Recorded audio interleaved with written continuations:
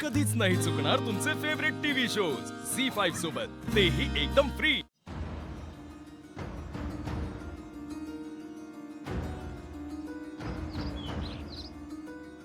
ओमकार, बरं झालं तू आलीस।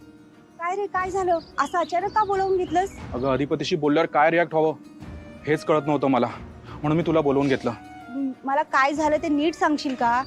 अधिपती आत्ता आला होता फॅक्टरीमध्ये। पण ते तर रात्री येणार होते ना? हो अगं, तो घरी गेला होता, पण त्याचं घरी मन नव्हतं लागत, म्हणून तो परत फॅक्टरीमध्ये आला। आणि वहिनीने सांगितल्याप्रमाणे मी त्यांना फोन केला, तर नेमक्या त्या माझा फोन कट करत होत्या। या वहिनी पण ना? नाही तसं नाहीये, मी वहिनींना फोन केला ना तेव्हा त्या फुलपगारे सरांना घेऊन हॉस्पिटलला गेल्या होत्या, म्हणून त्यांनी माझा फोन नाही उचलला। आता मी अधिपतीला सांगितलं तर तो माझ्यावरच चिडला, म्हणतो त्यांनाही असंच हवंय आणि त्यांना घटस्फोट हवाय ना, मी देतो घटस्फोट, आणि चिडला आणि निघून गेला। अरे पण तू थांबवायचं ना भाऊजींना, त्यांना थांबून समजवायला हवं होतंस तू। अगं मी त्याला समजवायला गेलो ना तर तो आणखीन चिडला आणि रागाने निघून गेला। आता मला खरंच टेन्शन आलंय की तो घटस्फोट देतो की काय। नाही नाही ओमकार, हे असं काही होऊ द्यायचं नाहीये। आपल्याला बोलावं लागेल त्यांच्याशी। त्यांचं खूप प्रेम आहे रे एकमेकांवर। एक छोटासा गैरसमज आहे त्यांच्यात, त्यामुळे त्यांच्यावर वेगळं होण्याची वेळ येऊ द्यायची नाहीये आपण। त्यांच्याशी बोलून काही होईल असं मला वाटत नाहीये। ओमकार, असं कसं म्हणतोयस तू?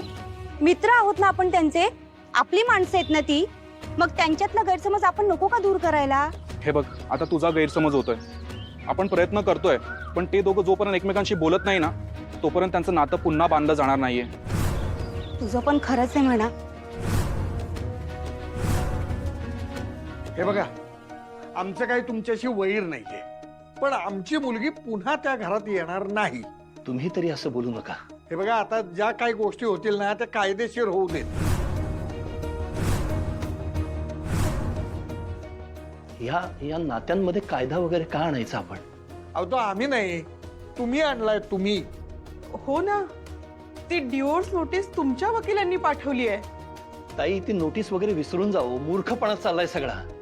हे सगळं निव्वळ गैरसमजातून चाललंय। अधिपती आणि अक्षराचं नातं हे 7 जन्माचं आहे, प्रेमाचं नातं आहे त्या दोघांचं। कुठलाही वकील, कुठलाही कायदा, एखादा कागदाचा कपटा ते तोडू नाही शकत। दादा प्लीज, मी तुमची माफी मागतो या सगळ्यासाठी। तुम्ही हे सगळं विसरून जा। आणि मी सांगतो ना तुम्हाला, एकदा अक्षरा जर घरी परत आली ना तर तिला तिचा मान, तिचं स्थान मी मिळवून देईन। मी प्रयत्न करेन तसा। काय झालं? अहो प्रयत्न करणार म्हणजे तो मान, ते स्थान आजच्या घडीला तिला नाही, हे तुम्ही तुमच्या तोंडाने कबूल करताय। मी यावर काय बोलणार दादा? भुवनेश्वरी नावाचं ग्रहण लागले माझ्या घराला, आणि ते एवढेच जाणार नाही, बरोबर आहे ना? हो दादा, पण आम्ही आहोत ना घरात। मी आहे, अधिपती आहे, त्या आई आहेत, आणि ते घर माझं आहे ना।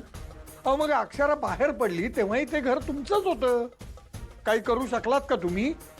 त्या बाईच्या मुजोरीवर तुमचं घर नाचतंय, आणि त्या बाईला ना अक्षरा नकोय। त्यांनी तिला हॉस्पिटलमध्ये ठेवलं, वेडी करण्याचा प्रयत्न केला। अहो ती बाई खूप छळते अक्षराला। हे बघा, मला बाप म्हणून भीती वाटते की त्या घरात माझी मुलगी सुरक्षित नाही याची जाणीव आहे मला, आणि आत्ताच्या परिस्थितीत मी तिला त्या घरात पाठवू शकत नाही। आत्ता जर तिला काही झालं तर मी आयुष्यभर स्वतःला माफ करू शकणार नाही। आत्ताच्या परिस्थितीत म्हणजे?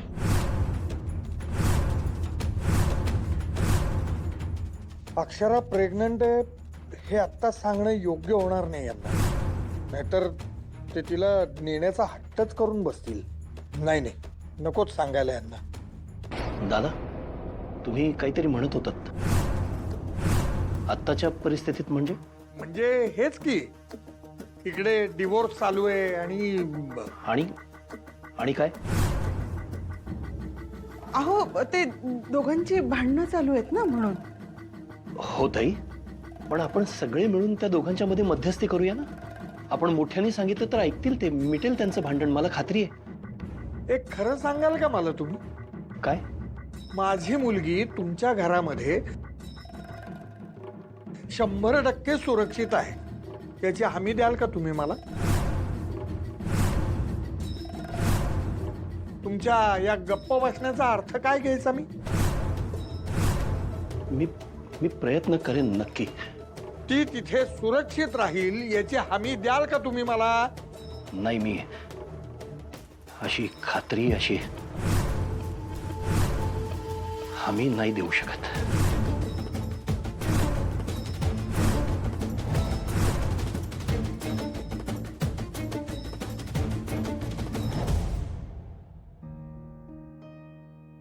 सर तुम्ही नका काळजी करू, सगळं ठीक होईल. काय ठीक होणार आहे अक्षरा? कसं काय ठीक होणार आहे? अरे शाळा कायमची बंद करायला निघाल्या मॅडम, आणि मी नाही बघू शकत ते. खरं सांगतो अक्षरा, आजपर्यंत शाळेसाठी प्रामाणिकपणाने जेवढं म्हणून काही करता येईल तेवढं मी केलेलं आहे. म्हणजे शाळेचे ॲडमिशन्स वाढवाय म्हणून गावोगावी फिरलोय मी. जे जे म्हणून शक्य आहे तेवढं सगळं केलं, पण शेवटी काय झालं, शाळा बंद होण्यापासून नाही ना वाचवू शकत आहे मी. नाही, मला क्षमा करा अक्षरा, मी काही नाही करू शकलो. सर प्लीज असं बोलू नका, तुम्ही खूप केलंय शाळेसाठी. काय फायदा? हा, उपयोग काय झालाय? शेवटी शाळेवरती संकट यायचं ते आलंच ना. पण आपण करू ना या संकटाचा सामना, आपण सगळे आहोत, सगळे मिळून काहीतरी करू. मॅडम तुम्ही आता बाहेर थांबा, त्यांना गोळ्या द्यायच्या. हो सर, मी थांबू का बाहेर? काही लागलं होतंच नाही.